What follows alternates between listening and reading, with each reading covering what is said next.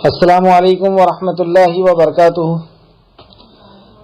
الحمد للہ رب العالمین، الصلاۃ والسلام علی سید المرسلین وعلی آلہ واصحابہ اجمعین، اما بعد.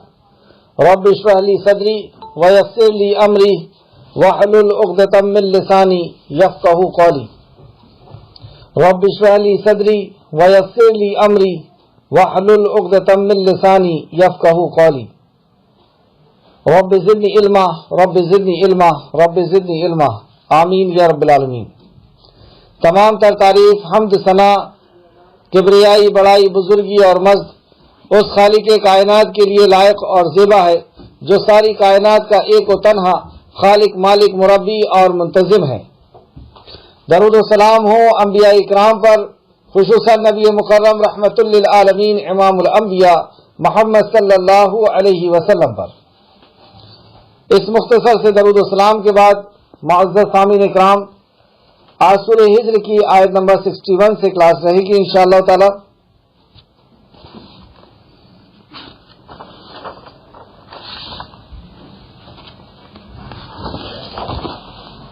سوری 73 سے آج کی کلاس رہے گی. کل کی کلاس میں جو آیت مبارکہ ہم نے سماعت کی، سمجھا، اس میں اللہ رب العزت نے اپنے انعامات، اپنے متقی اور پرہیزگار بندوں کو اللہ رب العزت جو انعامات سے نوازنے والا ہے اس کا ذکر کیا کہ کس طرح جو ہمارے ذہن، ہمارے ادراک، ہماری سوچ اور سمجھ کے اندر بھی وہ نعمتیں نہیں آ سکتی جن نعمتوں کا ہمارے خالق، مالک اور رازق نے ہمیں خبر دی ہے. ایسی نعمتوں سے ہمیں ہمارا رب نوازنے والا ہے. لیکن جو لوگ اللہ رب العزت کے حق کو اور اللہ کی مخلوق کے حق کو پامال کریں گے، انسانیت کے اوپر ظلم کریں گے، تو اللہ رب العزت نے ان کے لیے عذاب بھی بہت سخت رکھا ہے. سیدنا لوط علیہ السلام کی قوم کا ذکر ہوا کہ اس قوم نے کس طرح سرکشی کی، خالق کا حق مخلوق کو دیا، اللہ کے علاوہ اللہ کی مخلوق کی عبادت اور انبیاء کو تکذیب کیا، انبیاء کو جھٹلایا. اور یہ ایسی جگہ آباد تھے، یعنی جو شہراہ پر تھے، یمن اور فلسطین کے بیچ میں جو شہراہ ہے وہاں کے یہ لوگ رہنے والے تھے. تو جو بھی لوگ ایک دیش سے دوسرے دیش کی طرف جایا کرتے تو انہی کے علاقے سے گزرتے، تو یہ لوگ انہیں لوٹ لیتے، انہیں مارتے، ان سے ہفتہ وصولی، ٹیکس وصولی کرتے، انہیں نقصان پہنچاتے اور مردوں کے ساتھ ہم جنس کا سلوک کرتے. یہ ایسی بدتمیز قوم، ایسی سرکش قوم. اور جب انبیاء یعنی لوط علیہ السلام انہیں سمجھاتے، انہیں انسانیت کے اوپر ظلم کرنے سے روکتے کہ عورتوں کو انہوں نے چھوڑ دیا، ان سے نکاح نہیں کرتے اور اپنی ضرورت مردوں سے یہ پوری کراتے، تو اس سرکشی کی وجہ سے اور دوسری جو ان کی لوٹ مار اور انسانیت کے اوپر جو ظلم تھا، اس کو جب حضرت لوط علیہ السلام روکنے کی کوشش کرتے اور انہیں صحیح طریقہ اور زندگی جینے کا صحیح طریقہ بتاتے، تو یہ کہتے کہ اپنی پارسائی اپنے پاس رکھو، اپنی پاک دامنی، اپنا اچھا ہونا اپنے پاس رکھو. ہمیں نصیحت اور وصیت کرنے کی ضرورت نہیں، ہمیں کچھ بولنے اور بتانے کی ضرورت نہیں.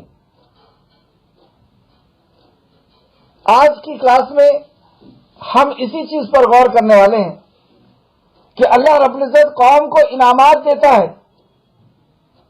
بڑی بڑی نعمتوں سے نوازتا ہے اور پھر اسے چھوٹ بھی دیتا ہے، اور صحیح اور غلط کی تمیز دینے کے لیے انبیاء علیہ السلام کو پہنچاتا ہے. اور قوم اللہ رب العزت کی نعمت کو پا کر کے، اللہ کے انعامات کو پا کر کے جب وہ سرکشی کرتی ہے اور انبیاء کی نافرمانی کرتی ہے اور انسانیت کے اوپر ظلم کرتی ہے، انبیاء کی فرمانبرداری کیا ہے؟ انبیاء کی فرمانبرداری یہ ہے کہ جس کا حق ہے اس کو دیا جائے، خالق کا حق خالق کو دیا جائے، مخلوق کا حق مخلوق کو دیا جائے، والدین کا حق والدین کو، بیوی کا، بچوں کا، خواتین کا، جس کے جو حقوق ہیں ان کے حقوق ادا کیے جائیں۔ تو جب انبیاء کی بات کا انکار کرتی تو بھی اللہ رب العزت ایک وقت تک مہلت دیتا ہے، اور اس میں اصل میں ہمارے ہی لیے سبق ہے، کیونکہ ہم بھی ایک قوم ہیں، جیسے پچھلی قومیں تھیں ویسی ہم بھی ایک قوم ہیں، اور ہمیں بھی اللہ رب العزت نے ہر نعمت سے نوازا ہے، دولت سے، شہرت سے، عزت سے، ہر چیز سے ہمیں اللہ رب العزت نے نوازا ہے، اور ہمارے بیچ میں بھی ایک نبی کو پہنچا دیا، اور وہ نبی رحمت للعالمین امام الانبیاء محمد صلی اللہ علیہ وسلم کو مبعوث فرما دیا، ہمیں صحیح اور غلط کی تمیز دے دی گئی۔ اب یہ چھوٹ کے بعد اللہ رب العزت نے ایک وقت مقرر کیا ہے، جس وقت میں ہماری بھی وہ باغ دوڑ کو ختم کھینچ لے گا، یہ دھڑکتے ہوئے سینے اور چلتی ہوئی سانس کو روک لے گا۔ ہمارا بھی وقت آنے والا ہے، وہ وقت ہمیں دیکھنا ہے کہ کس انداز میں آتا ہے۔ اس وقت آتا ہے جب ہمارا رب ہم سے راضی رہے گا، یا اس وقت آتا ہے جب ہمارا رب ہم سے ناراض ہوگا۔ اس کی رحمت کا نظارہ بھی ہم نے کل کی کلاس میں دیکھا کہ اس قدر رحیم کہ اس نے رحم کو بنایا اور اس کے 100 حصے کیے، ایک حصہ زمین کے اندر یعنی ساری مخلوق کے اندر بانٹ دیا، ایک حصے میں سے حصے بانٹ دیا، اور 99 حصے اس نے اپنے پاس رکھا ہے، اور 100 حصے رحمت بنایا بھی اسی نے۔ اللہ اکبر! وہ کیسا رحیم ہوگا، اس کی رحمت کا ہم کوئی اندازہ نہیں لگا سکتے۔ اور اس کی یہ رحمت ہی ہے کہ جب ہم اس کی مخلوق کے اوپر ظلم کرتے ہیں تو وہ اپنی مخلوق کی طرف سے انتقام لیتا ہے، اپنی مخلوق کی طرف سے سزا دیتا ہے۔ یہ ہے اس کا انصاف۔ جب اس کی رحمت ہوتی ہے تو اس کی رحمت جب کسی بندے کے اوپر آتی ہے تو اس نے ایسی جنت کا وعدہ کیا کہ جس جنت میں نہ تھکان ہوگی، نہ جس جنت میں بڑھاپا ہوگا، نہ جس جنت میں کسی قسم کی کوئی کمزوری ہوگی، تندرستی ہوگی، اور جو جنت ہمیشہ ہمیشہ کی جنت ہوگی، جہاں پہ ساری نعمتوں کے ساتھ، اور وہ نعمتیں کیا کہ انبیاء اکرام کا ساتھ، شہداء اور صدیقوں کا ساتھ، اور ان ساری نعمتوں کے بعد ساری کائنات کے خالق اور مالک کا دیدار، یہ ہے اس کی رحمت۔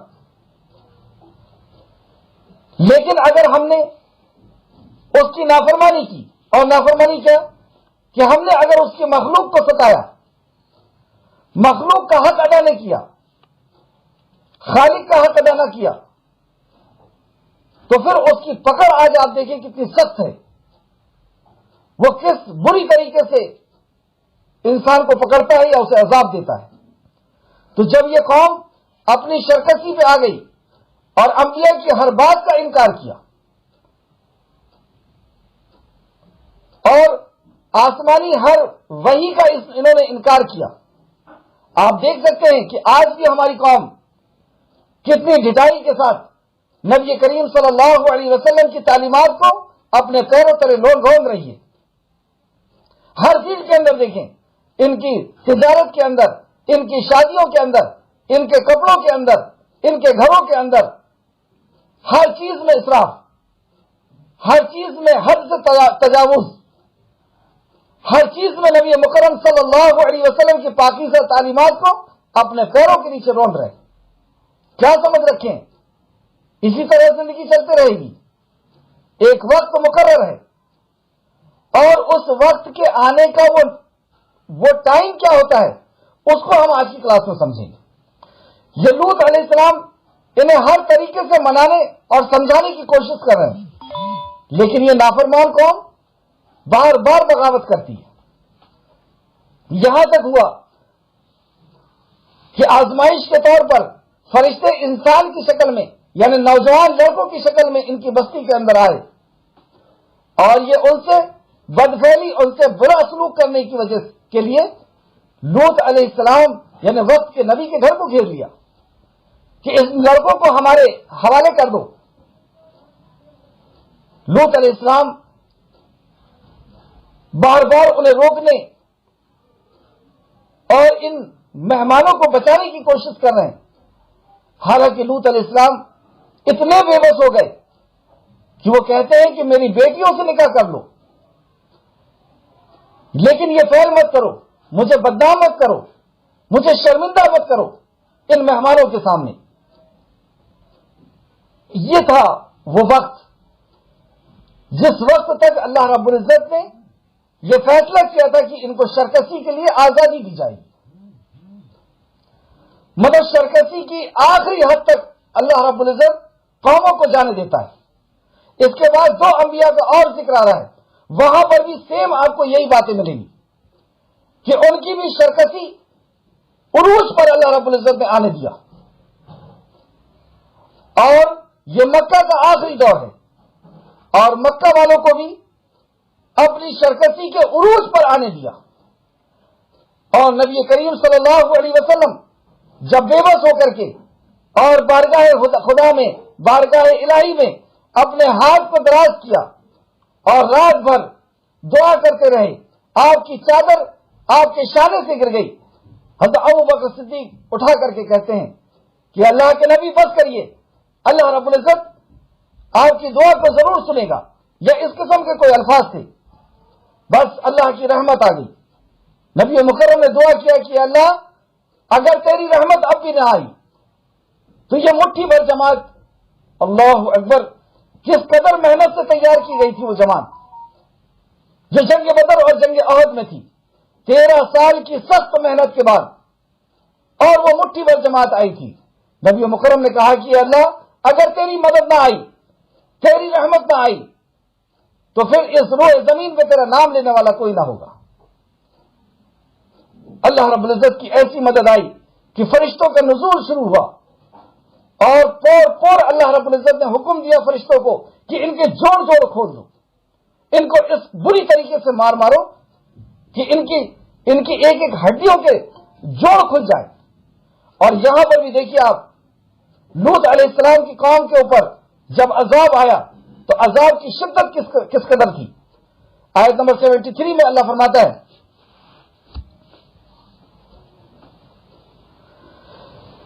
پھر سورج نکلتے ہی یعنی طلوع آفتاب کے ٹائم جو اشراق کا وقت ہوتا ہے, پھر سورج نکلتے ہی ایک چنگاڑ نے انہیں آ پکڑا. مطلب ایک تیز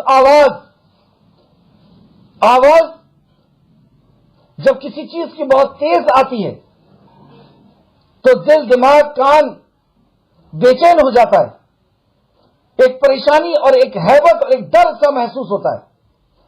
یہ قوم اسی سے ماری جا سکتی تھی. جیسے آپ نے دیکھا سورہ یاسین کے اندر کہ قوموں نے 3 انبیاء کو گھیر لیا اور جو ایک صاحب شہر کے پرلے کنارے سے آئے تھے,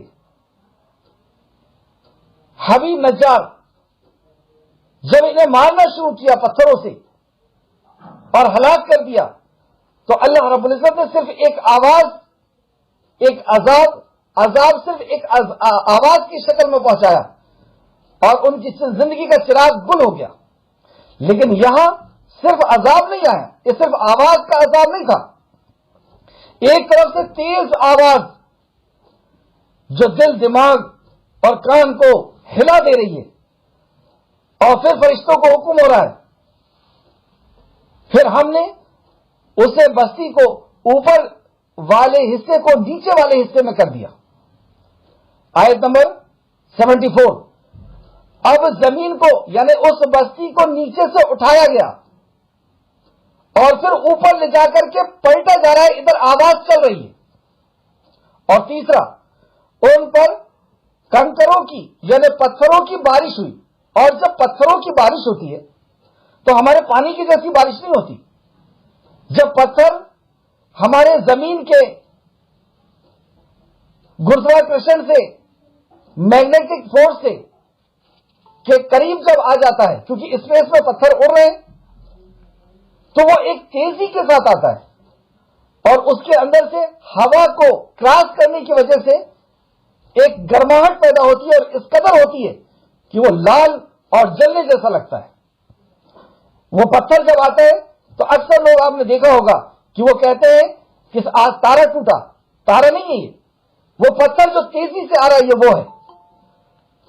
तो एक तरफ चीख की आवाज है और दूसरे तरफ जमीन, पूरी बस्ती को ऊपर उठाया जा रहा है, और ऊपर से पलटने के लिए, यानी बेस जो है उसकी नींव वो ऊपर हो गई और छत नीचे, और फिर तीसरे तरफ से उनको पत्थर पड़ रहे हैं।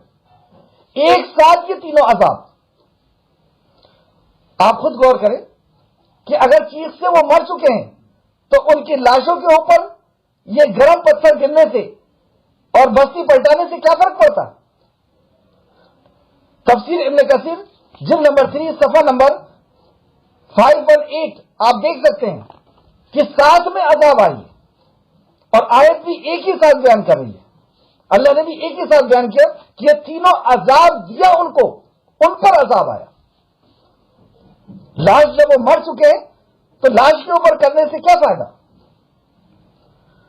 इससे आप देख सकते हैं कि अल्लाह का जब गजब आता है, अल्लाह की जब पकड़ आती है, अल्लाह रब्बुल इज्जत जब नाराज होता है, तो ये नाराज तो पहले से था, जब वो अंबिया की नाफरमानी कर रहे थे, शिर्क कर रहे थे, इंसानियत के साथ जुल्म कर रहे थे, औरतों के साथ, मर्दों के साथ। लेकिन अल्लाह रब्बुल इज्जत ने उन्हें उरूज पे आने दिया, उनकी शरकसी को और ढील दे दी कि बढ़ जाओ, तुम जहां तक जा सकते हो चले जाओ। और जब पकड़ा तो इस अंदाज में पकड़ा कि चारों तरफ से पकड़ करके, और इतनी जलील मौत, या यूं कहे कि दर्दनाक मौत दिया अल्लाह रब्बुल इज्जत, इबरतनाक मौत दिया। और फिर इसके बाद सारी इंसानियत को एक मैसेज दिया अल्लाह ने। बेशक इसमें गहरी नजर और गौर फिक्र करने वालों के लिए निशानियां हैं। गहरी नजर और गौर फिक्र लिल मुतवस्सिफीना वस्सिमीना, मुजाहिद कहते हैं कि इसका मतलब है अहले फरासत के लिए। इब्न अब्बास कहते हैं कि देखने वालों के लिए, इसका मतलब है देखने वालों के लिए। और कतादा कहते हैं कि इबरत हासिल करने वालों के लिए, और तफसीर इब्न कसीर कहते हैं कि गौर और फिक्र करने वालों के लिए। तो गोया की मुराद यही है कि अल्लाह रब्बुल इज्जत के इस गजब नाक पकड़ में, इस शदीद पकड़ में हर अक्लमंद, दानिशमंद, देखने वाला और गौर फिक्र करने वाले के लिए लिल मुतवस्सिमीना का यह मतलब है कि इसके अंदर बहुत बड़ी इबरत है कि जब वाकई अल्लाह रहमान है, बहुत रहमान है, लेकिन जब इंसानियत के ऊपर कोई शख्स जुल्म करता है, हुकूक की पाबंदी नहीं करता, तो अल्लाह की पकड़ से उसे ऐसा ही डरना भी चाहिए कि जब उसकी पकड़ आएगी, जब वो वक्त आएगा, जो वक्त उसने आज ढील दे रखा है कि तौबा कर लो, वापस लौट जाओ, लेकिन मौत का वक्त तो मुकर्रर है। अब उस वक्त अगर तुम्हारा रब तुमसे राजी नहीं है तो सोच लो कि तुम्हारा अंजाम क्या होगा।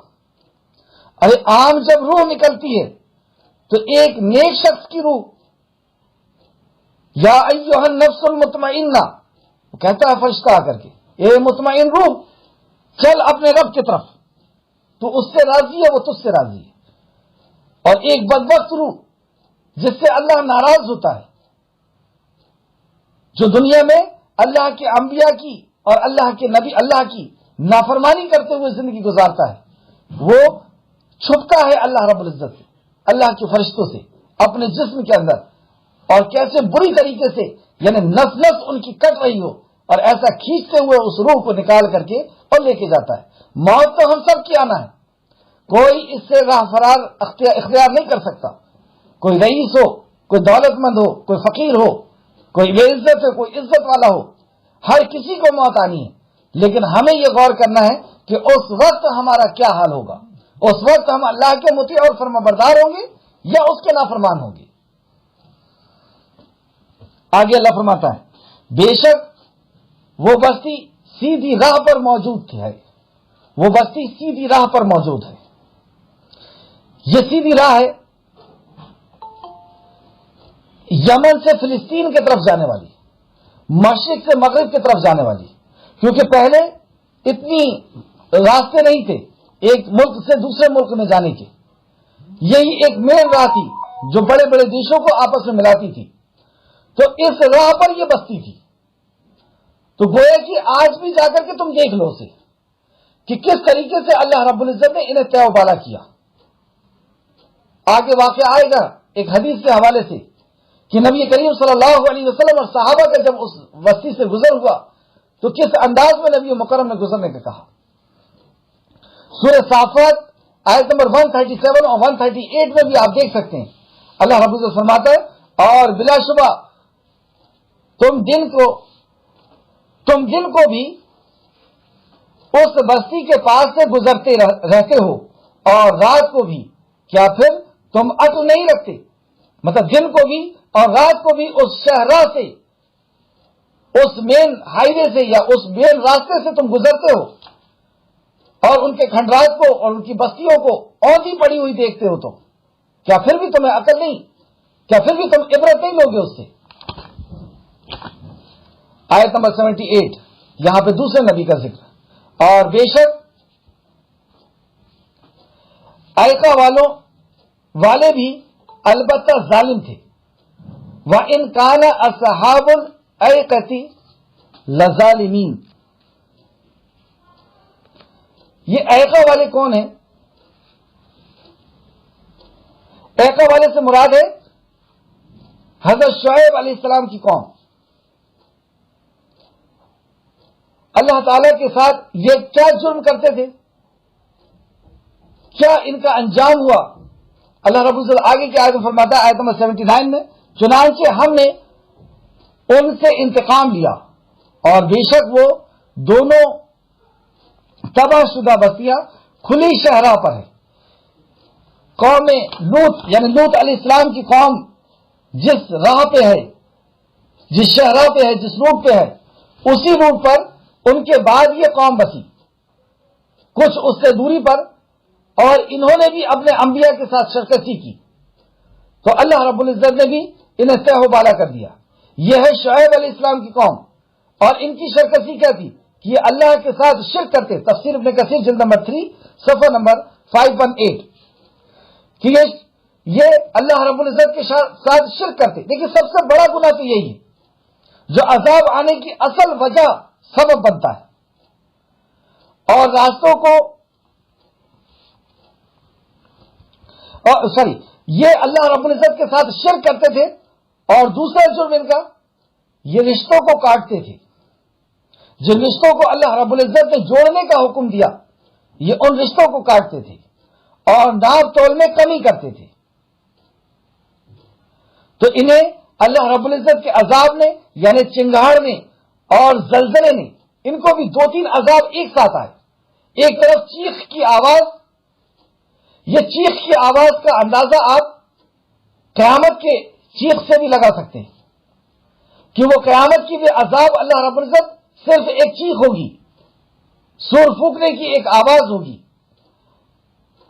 جس سے اللہ رب العزت پوری دنیا کو پارا پارا کر دے گا. دھنی ہوئی روئی کی طرح اڑا دے گا. تو ایسی ایک آواز تھی, لیکن آواز کے ساتھ زلزلہ بھی آیا. دیکھیں کیسی دہشت ناک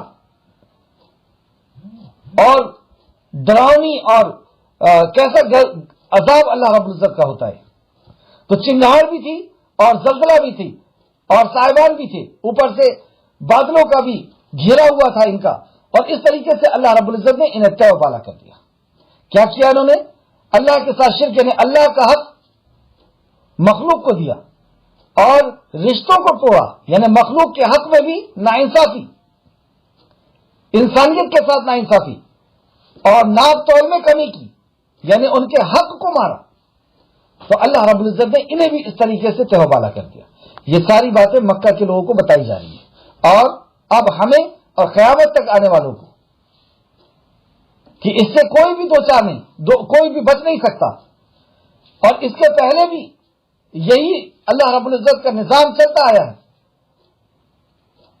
کہ قوم کے اوپر قوم نے کو جب اللہ نے نعمتیں دی تو وہ ظلم پر اتر آئے، اور جب ظلم پہ اتر آئے تو اللہ رب العزت نے انہیں توبہ کیا، دوسروں کو موقع دیا. ہم سے پہلے کے لوگ اللہ نے انہیں ختم کر دیا، اب ہمیں موقع دیا ہے، اب ہمارے پہ آزمائش چل رہی ہے. ایک اور قوم دیکھتے ہیں، آیت نمبر 80. اور یقیناً ہجر والے سے مراد یہ ہے سمود. سمود یعنی صالح علیہ السلام کی قوم، جن کے تعلق سے ہم اس کے پہلے پڑھ کے آ چکے ہیں. تو یہ سمود جو تھے یہ صالح علیہ السلام کی قوم تھی، جس کو یہاں پر کہا گیا. اور یقیناً ہجر والوں یعنی سمود نے رسولوں کی تکذیب کی. جرم تو اصل میں یہی ہے انبیاء کی. اچھا یہاں پہ رسولوں کہا گیا، مرسلینہ، تو وہ تو ایک ہی نبی تھے صالح علیہ السلام. پھر یہاں پہ جمع کا صیغہ کیوں لایا گیا، بہووچن میں بات کیوں کی جا رہی؟ تو یہ اصول آپ سمجھ لیں کہ ایک نبی کا جھٹلانا گویا کہ سارے انبیاء کا جھٹلانا ہے. ایک کتاب کا جھٹلانا یعنی ساری کتابوں کا جھٹلانا ہے. یعنی قرآن کا آپ نے جھٹلا دیا تو گویا کہ ہمیں توریت، زبور اور انجیل کو بھی جھٹلا دیا. نبی کریم صلی اللہ علیہ وسلم کو جھٹلا دیا یعنی ہم نے ساری انبیاءوں کو جھٹلا دیا. تو یہاں پر صالح علیہ السلام کو جھٹلایا تھا، لیکن اللہ رب العزت نے جمع کا صیغہ لا کے کہا مرسلین کہ انہوں نے نبیوں کو جھٹلایا، کیونکہ سارے انبیاء اللہ کی طرف سے منتخب کیے ہیں، اور کسی ایک نبی کا جھٹلانا سارے نبیوں کا جھٹلانا ہو جائے گا. تو انہوں نے رسولوں کو جھٹلایا. اصل میں جھٹلایا تو رسولوں کو ہی جاتا ہے، کیونکہ رسول کے ذریعے سے ہی، انبیاؤں کے ذریعے سے ہی ہمیں اللہ رب العزت کے بارے میں، دین کے بارے میں، کتاب کے بارے میں، شریعت کے بارے میں پتہ چلتا ہے. اور جب نبی کو ہی جھٹلا دیے تو پھر گویا کہ ساری شریعت کو جھٹلا دیے، اللہ کے قانون کو، اللہ کی کتاب کو، اللہ کی وحی کو جھٹلا دی. تو یقیناً ہجر والوں نے یعنی سمود نے یعنی صالح علیہ السلام کی قوم نے رسولوں کو جھٹلایا، اور ہم نے انہیں اپنی نشانیاں دی. تو صالح علیہ السلام کی قوم کو کیا نشانی دی گئی تھی؟ بھئی سب سے بڑی نشانی تو یہ کہ ان کے پاس اللہ رب العزت نے احسان کیا کہ ایک نبی کو پہنچایا، اپنی وحی کو پہنچایا. اور اس نبی اور وحی پر یقین دلانے کے لیے جب انہوں نے مطالبہ کیا معجزے کا تو اللہ رب العزت نے وہ معجزے بھی دکھا دیا. کیا مطالبہ تھا؟ کہ یہ بڑی چٹان ہے، اس کو پھاڑ کر کے اس کے اندر سے ایک اونٹنی نکالو، اور وہ بھی گاون اونٹنی نکالو. اللہ رب العزت سے حضرت صالح علیہ السلام نے دعا کیا اور وہاں سے وہ اونٹنی نکلی. وہ گاون اونٹنی، پریگننٹ اونٹنی، پھر اس کا بچہ بھی ہے. اور اللہ کی زمین میں اس جنگل میں وہ جہاں چاہتی کھاتی پیتی اور پانی پیتی، اور انہیں دودھ بھی کافی ملتا اس سے. لیکن اصل میں چڑ یہ تھی کہ یہ اللہ کی نشانی ہے، اسے دیکھ کر کے لوگ عبرت لے رہے ہیں، اسے دیکھ کر کے لوگ نصیحت حاصل کر رہے ہیں، اسے دیکھ کر کے لوگ صالح علیہ السلام کی طرف آ رہے ہیں. یہ معجزہ ہے نا، کیونکہ وہ اونٹنی اس علاقے کی اونٹنیوں سے بالکل الگ تھی، یعنی اس کی نسل بالکل الگ تھی. تو وہ لوگ اس بات سے بھی حیران تھے کہ یہ واقعی اللہ رب العزت کی طرف سے آئی ہے، کیونکہ اس کے جیسی تو کوئی بھی اونٹنی نہیں. اس کی ڈیل ڈول، اس کی قد و کاٹا بالکل الگ ہے. جو عام اونٹنیاں دنیا کے اندر ہوتی ہیں یہ اس سے بالکل الگ ہے، اور دودھ بھی اس سے زیادہ دیتی ہے. تو فائدہ تو تھا اس سے، لیکن چڑ یہ تھی کہ یہ اللہ کے دین کو فروغ کرنے کے لیے، بڑھانے کے لیے اس کا استعمال ہو رہا ہے یا یہ کام آ رہی ہے. تو نفرت دین سے تھی اصل میں. تو اس کو گھیرنا اور اس کو پکڑنا اور اس کو مارنے کی کوشش کرنے لگے. اللہ نے بھی حکم دیا کہ اسے ہاتھ نہیں لگانا، اسے مارنے کی کوشش، نبی نے بتایا کہ اسے مارنے کی کوشش نہیں کرنا. آخرکار انہوں نے اپنی ایک ٹیم تیار کی، کچھ لوگوں کو تیار کیا اور اسے کاٹ دیا، اسے مار دیا. اور ایک روایت میں آتا ہے کہ اس کے بچے کو بھی اسی میں مار کر کے اس کے ساتھ پھینک دیا، اور دوسری روایت میں آتا ہے کہ وہ چیختا ہوا اس چٹان کے اندر گیا اور چٹان بند کر دی گئی. جب صالح علیہ السلام کو یہ بات پتہ چلی کہ خالق کائنات نے جس اونٹنی کو اپنی نشانی کے طور پر نکالا تھا، جسے دیکھ کر کے لوگ عبرت حاصل کر رہے تھے، اس کے ساتھ یہ حرکت کی گئی. آپ آئے اور جب اس اونٹنی کو دیکھا تو بیٹھ کر کے بے بسی سے رونے لگے. بس یہ وقت تھا اللہ رب العزت نے جو طے کر رکھا تھا کہ اس لمٹ تک تم جاؤ شرکسی پہ، اس لمٹ تک تم بغاوت کرو. ہم بھی غور کریں کہ ہماری لمٹ کیا ہے، کہاں تک بغاوت کرنا چاہتے ہیں، کس حد تک جانا چاہتے ہیں. ہم نبی مکرم کی کس کس جگہ برائی، کس کس جگہ ہم نافرمانی کرنا چاہتے ہیں. نماز کے اندر، اخلاق کے اندر، جماعت کے اندر، معاشرے کے اندر، خاندان کے اندر، بزنس کے اندر، کپڑوں کے اندر، نکاح کے اندر، کون سی جگہ ایسی باقی رکھی ہم نے کہ جہاں پر بغاوت نہ ہوئی. شاید کہ اللہ ہم سب کو محفوظ رکھے اور ہم سب کو نصیحت حاصل کرنے کی توفیق دے اللہ کے اس کلام سے کہ ہم بات آ جائیں، رک جائیں. ورنہ جہاں پہ اللہ کے انعامات ہم دیکھ رہے ہیں وہیں اس کی پکڑ بھی بہت سخت ہے. تو اللہ رب العزت نے جب صالح علیہ السلام نے یہ معجزہ دکھایا اور اس معجزے کو انہوں نے ختم کیا تو اللہ رب العزت نے صالح علیہ السلام کی وحی نازل کی کہ بتا دو ان کے لیے 3 دن ہیں ان کے پاس، کر لیں جو کر سکتے ہیں. تو اس 3 دن کا بھی ان لوگ انتظار کرنے لگے کہ ہاں ٹھیک ہے لے آؤ. کیوں ہے سر؟ کیونکہ یقین ہی نہیں تھا کہ موت ہوگی، مرنے والے ہیں، عذاب آنے والا ہے. یہ یقین دل سے نکل جانا یہ بھی اللہ رب العزت کی ایک مار ہے. واقعی جس دل کو موت کا یقین ہو جائے اسے کسی نصیحت کی ضرورت نہیں. تو آیت دیکھتے ہیں، آیت نمبر 81. اور ہم نے انہیں اپنی نشانیاں دی، پھر وہ ان سے اعراض کرنے والے، اس سے بھی انہوں نے اعراض کیا، انکار کیا، اور وہ پہاڑوں سے بے خوف ہو کر گھر تراشتے تھے. مطلب ایسا نہیں تھا کہ گھر نہیں تھا، لیکن اپنی طاقت کا جوہر کہیں دکھانا ہے تو بڑے بڑے پتھروں کو کاٹ کر کے اور اپنی طاقت اور اپنی بہادری اور اپنی نڈرتا دکھا رہے اور اس کو تراشتے تھے اور اس کے اندر رہتے تھے. چنانچہ انہیں صبح ہوتے ہی چنگھاڑ نے آ لیا، پھر ایک عذاب آواز پہنچائی اللہ رب العزت نے اور ان کی زندگی کا چراغ بجھ کر کے رہ گیا. پھر ان کے کام نہ آیا وہ مال جو وہ کماتے تھے. یہی مال جو ہم کماتے ہیں، جس کو اکٹھا کرنے میں ہم خوشی اور مسرت محسوس کرتے ہیں، جو عزت اور کوٹھیاں، یہ جائیداد، یہ کوئی کام نہیں آنا ہے جس وقت موت آئے گی. اللہ رب العزت سے دعا ہے کہ اللہ رب العزت ہماری موت اس وقت لے کر کے آئے جب ہم مطیع اور فرمانبردار ہوں. آمین. آیت نمبر 85. اور ہم نے آسمان اور زمین کو اور جو ان کے مابین ہے، یعنی آسمان اور زمین کے مابین یعنی اس کے بیچ میں جو ہے، حق ہی کے ساتھ تخلیق کیا ہے. یعنی اسے بے فائدہ زبردستی پیدا نہیں کیا. اب غور کریں دنیا کے اوپر، ایک چیونٹی بھی زبردستی پیدا نہیں کی گئی، ایک گھاس کا تنکا بھی زبردستی پیدا نہیں کیا گیا.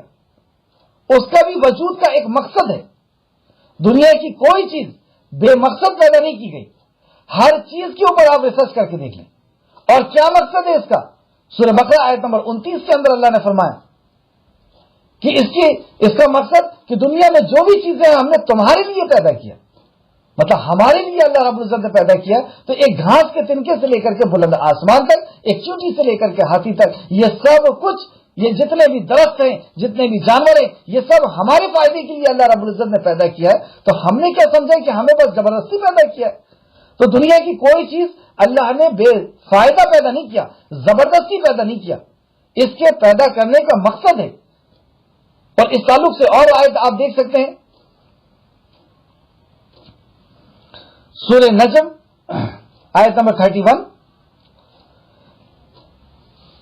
تاکہ جن لوگوں نے برے کام کیے، مطلب دنیا کو پیدا کرنے کا مقصد اللہ نے بتایا، تاکہ جن لوگوں نے برے کام کیے انہیں ان کے اعمال کا برا بدلہ دے، اور جنہوں نے نیکی کی انہیں اچھا بدلہ دیا جائے۔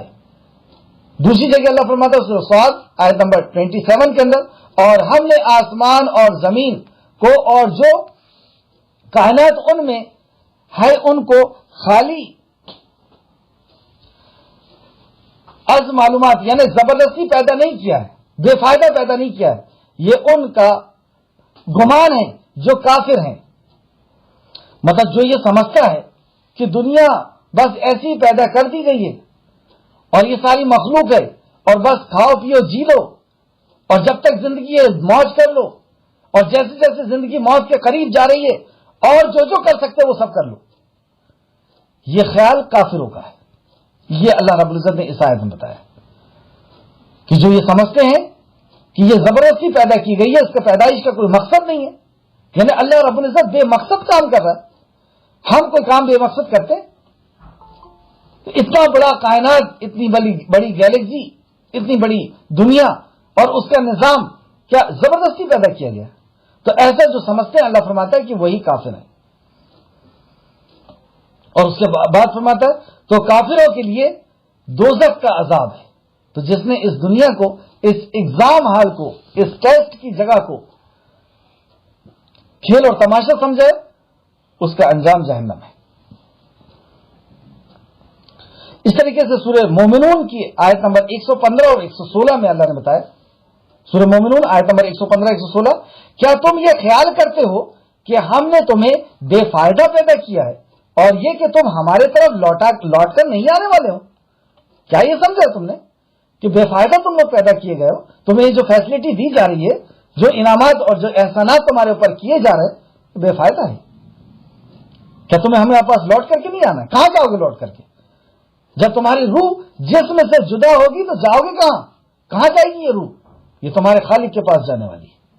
تو اللہ رب العزت فرماتا ہے آیت نمبر 85 کے اندر، اور ہم نے انسان اور زمین اور ہم نے آسمان اور زمین کو اور جو ان کے مابین ہیں حق کے ساتھ تخلیق کیا ہے، مطلب اس کے پیدائش کا مقصد ہے، اور یقیناً قیامت آنے والی ہے، دنیا کا خاتمہ ہے۔ ہر چیز آپ دیکھیں، دنیا کے اندر جو بھی بنی ہوئی چیزیں اس کی ایک عمر ہوتی ہے اور عمر کے بعد وہ چیز ختم کر دی جاتی ہے۔ تو دنیا کا خاتمہ ہے یعنی قیامت آنے والی ہے۔ تو اے نبی کریم صلی اللہ علیہ وسلم، آپ کافروں سے خوبصورت انداز سے درگزر کیجیے۔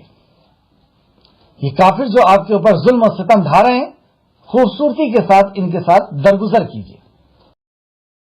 بلا شبہ آپ کا رب ہی سب کی تخلیق کرنے والا اور خوب جاننے والا ہے۔ آپ تو درگزر کیجیے، اور اللہ رب العزت بلا شبہ آپ کا رب ہی سب کی تخلیق کرنے والا اور خوب جاننے والا ہے کہ کب تک علیم ہے، وہ جاننے والا ہے کہ ان کو ڈھیل کا وقت کب تک دیا گیا ہے۔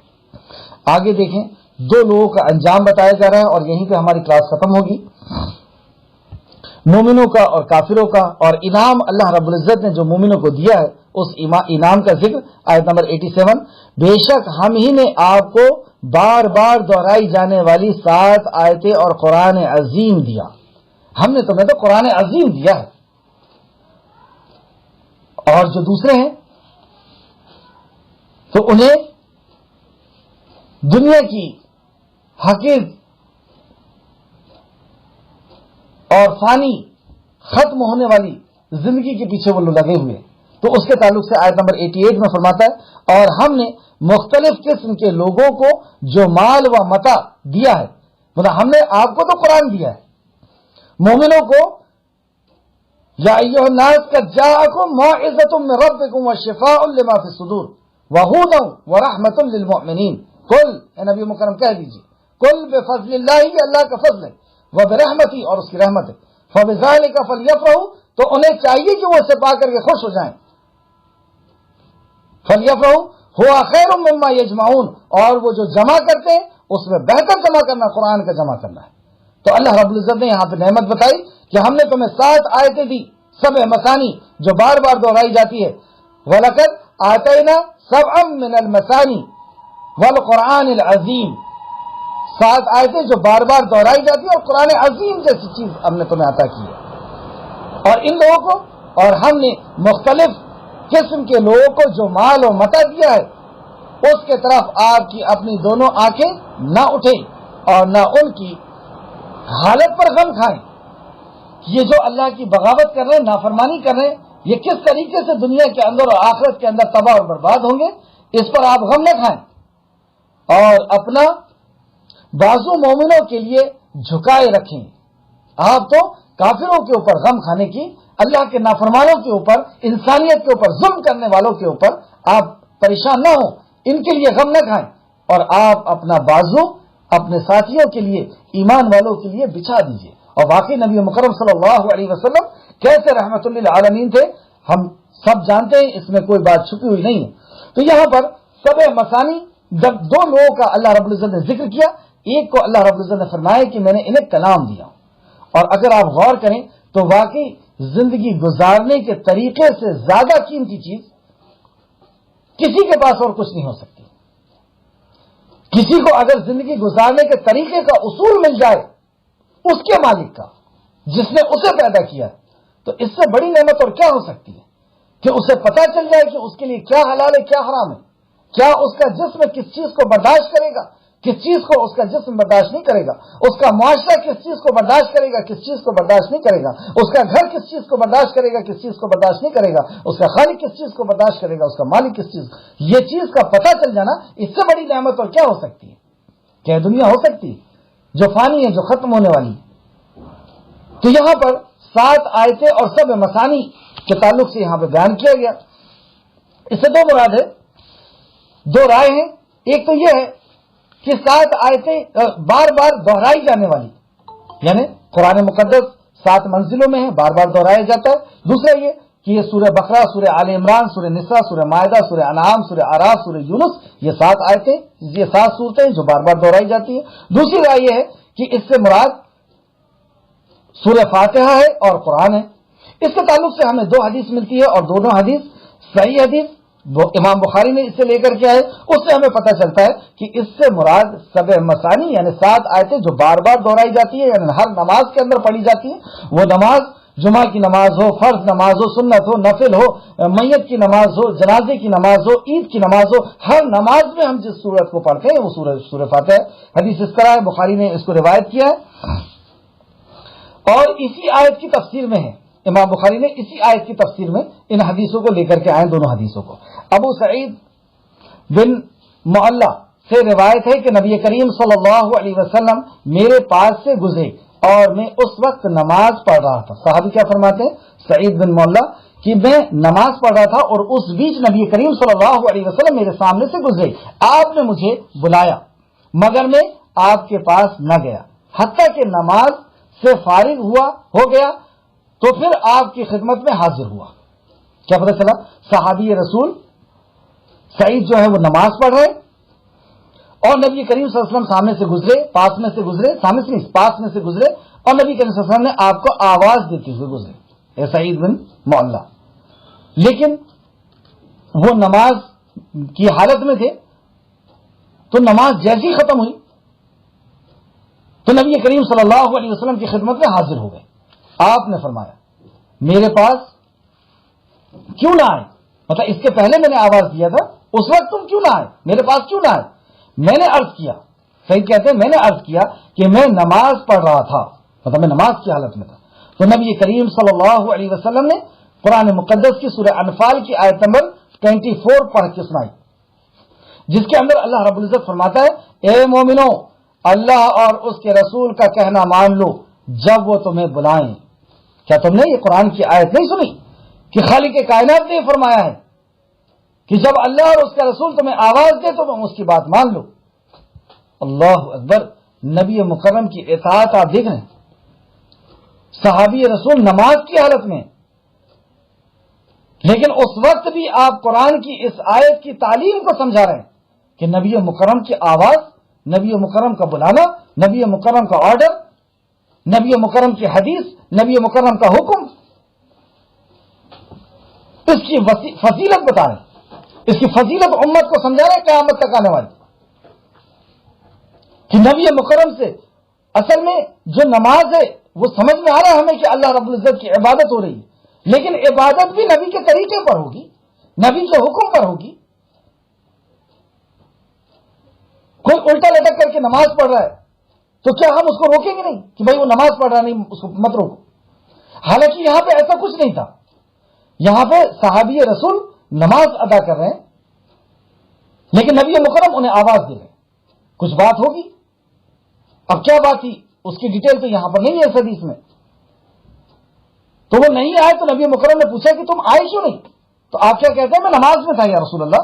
تو آپ نے فوراً قرآن کی آیت پڑھی، یا ایھا الذین آمنوا استجیبوا للہ وللرسول اذا دعاکم، جب اللہ اور اس کا رسول تمہیں آواز دے تو تم اس کی آواز پر لبیک کہو، کہنا مان لو جب وہ تمہیں بلائیں۔ کیا تم نے یہ بات نہیں سنی؟ پھر آپ نے فرمایا، تو یہاں سے صرف ایک مسئلہ ملا کہ اللہ کے نبی کا حکم یہ اصل میں اللہ کے نبی کا نہیں، اللہ ہی کا حکم ہے۔ کیوں؟ کیونکہ اللہ رب العزت نے فرمایا کہ میرے نبی اپنے طرف سے کچھ نہیں کہتے، وہ وہی کہتے ہیں جو وہی الہی ہوتی ہے۔ یہ ایک مسئلہ اللہ رب العزت نے بتانا تھا کہ نبی مکرم کی آواز، نبی مکرم کا حکم، نبی مکرم کا آرڈر، نبی مکرم کی حدیث ہماری زندگی کے اندر کیا معنی اور کیا معیار رکھتی ہے۔ پھر آپ نے فرمایا کیا میں تمہیں مسجد سے نکلنے سے پہلے ایک قرآن کی عظیم ترین سورت نہ سکھا دوں؟ پھر نبی کریم صلی اللہ علیہ وسلم جب مسجد سے باہر نکلنے لگی، مطلب آپ نے یہ کہہ کر کے خاموش ہو گئے کہ میں تمہیں قرآن کی ایک عظیم سورت نہ سکھا دوں؟ پھر آپ اپنے باتوں میں لگ گئے، اور جب نبی کریم صلی اللہ علیہ وسلم جانے لگے تو پھر نبی کریم صلی اللہ علیہ وسلم جب مسجد سے باہر تشریف لے جانے لگے تو میں نے آپ کو یاد دلایا تو آپ نے فرمایا، ہے نا کیا فرمایا؟ کہ وہ سورت، مطلب وہ جو عظیم سورت ہے، مطلب قرآن کی جو سب سے عظیم سورت ہے، وہ سب مثانی، یعنی وہی بار بار دہرائی جانے والی 7 آیتیں اور قرآن عظیم ہے جو مجھے دیا گیا۔ تو نبی کریم صلی اللہ علیہ وسلم کی اس حدیث سے پتہ چلا کہ سب مثانی یعنی سورہ فاتحہ ہے، جو سورہ فاتحہ یعنی سب مثانی مجھے دی گئی اور قرآن عظیم دیا گیا۔ دوسری حدیث، اچھا یہ حدیث کا حوالہ لکھیں اسی آیت کی تفسیر میں،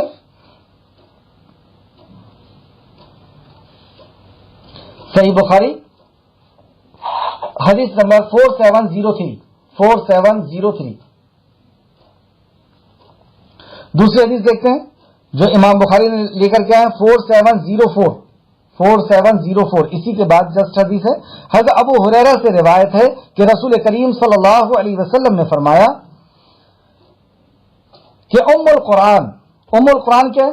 ام القرآن یعنی قرآن کی ماں جو سورہ فاتحہ ہے، ام القرآن یعنی سورہ فاتحہ ہے، سبع مثانی اور قرآن عظیم۔ تو نبی کریم صلی اللہ علیہ وسلم نے فرمایا ام القرآن ہی سبع مثانی ہے، یعنی بار بار دہرائی جانے والی سورہ فاتحہ ہے اور قرآن عظیم ہے۔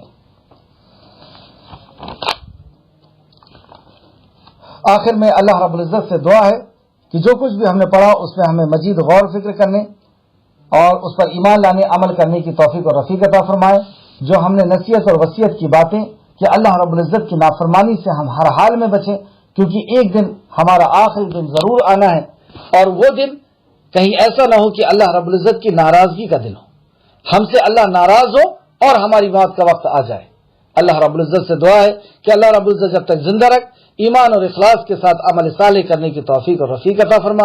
جب ہمارا خاتمہ ہو، اس دنیا سے رخصتی ہو، تو ایمان اور اخلاص کے ساتھ اور ایمان کے ساتھ ہماری اس دنیا سے رخصتی ہو، اور ہمیں اے خالق، اے مالک، اے رازق، اے رحمان، اے رحیم، ہمیں تو عالم ارواح میں نیک روحوں کے ساتھ ہمارا حشر کر دے۔ آمین یا رب العالمین۔ السلام علیکم ورحمۃ اللہ وبرکاتہ۔